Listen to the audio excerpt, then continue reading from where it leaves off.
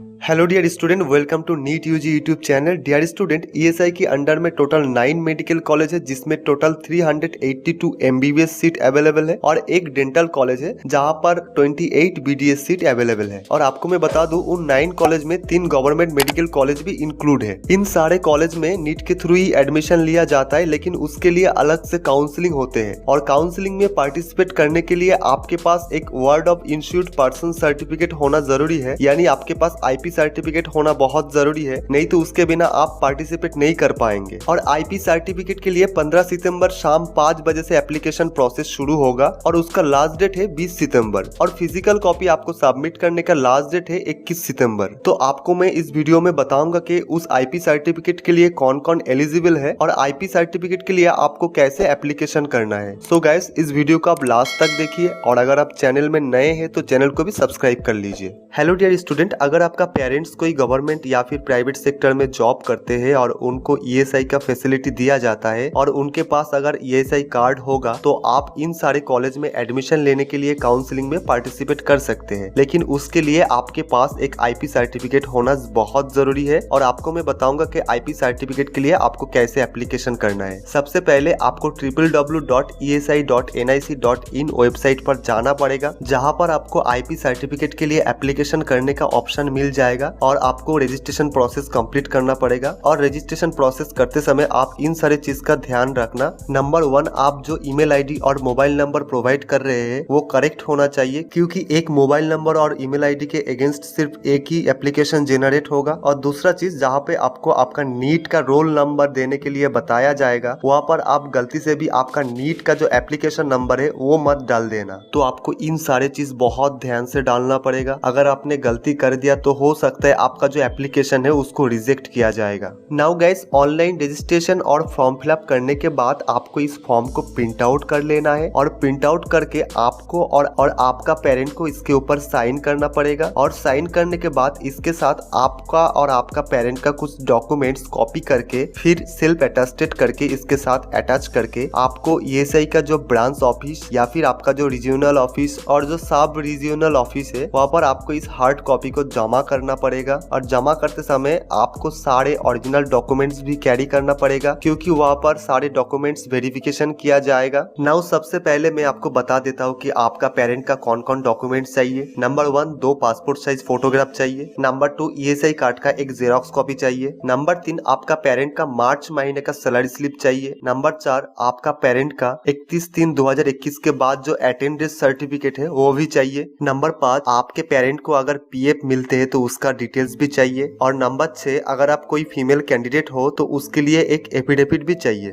So guys, ये था आपके पेरेंट्स का डॉक्यूमेंट। नाउ आपका कौन कौन डॉक्यूमेंट्स चाहिए मैं आपको बता देता हूँ। आपका भी 2 पासपोर्ट साइज फोटोग्राफ चाहिए और आपका नीट एडमिट कार्ड का एक जेरॉक्स कॉपी चाहिए। तीसरा चीज, आपका एक रेसिडेंशियल प्रूफ चाहिए, जिसके लिए आप चाहे आपका आधार कार्ड भी दे सकते हैं। नंबर 4, आपको प्रूफ ऑफ बर्थ सर्टिफिकेट देना पड़ेगा, जिसके लिए आप चाहे आपका बर्थ सर्टिफिकेट या क्लास 10th का एडमिट कार्ड या फिर क्लास 10th का जो सर्टिफिकेट है उसका जेरॉक्स कॉपी दे सकते हैं। नंबर 5, आपको क्लास 12 का सर्टिफिकेट का जेरॉक्स देना पड़ेगा। अगर आपको अभी तक नहीं मिला है तो उसके लिए आप आपके स्कूल में कांटेक्ट कीजिए और एक प्रोविजनल सर्टिफिकेट लेके आइए और उसका जेरॉक्स कॉपी दे दीजिए। नंबर 6, अगर आप कोई भी कैटेगरी से बिलोंग्स करते हैं, जैसे कि SC, ST, OBC या फिर EWS, तो उस सर्टिफिकेट का जेरॉक्स कॉपी भी आपको देना पड़ेगा। और आपको एक चीज ध्यान में रखना होगा, सारे जेरॉक्स कॉपी सेल्फ अटेस्टेड होना चाहिए। देन आपको इन सारे डॉक्यूमेंट्स को उस एप्लीकेशन फॉर्म के साथ अटैच करके ईएसआई का जो ब्रांच ऑफिस है या फिर आपका जो रीजनल या सब रीजनल ऑफिस है वहां पर आपको इस हार्ड कॉपी को जमा करना पड़ेगा। और जमा करते समय आप साथ में जरूर सारे ओरिजिनल कॉपी भी लेके जाइए, क्योंकि वेरिफिकेशन भी होगा।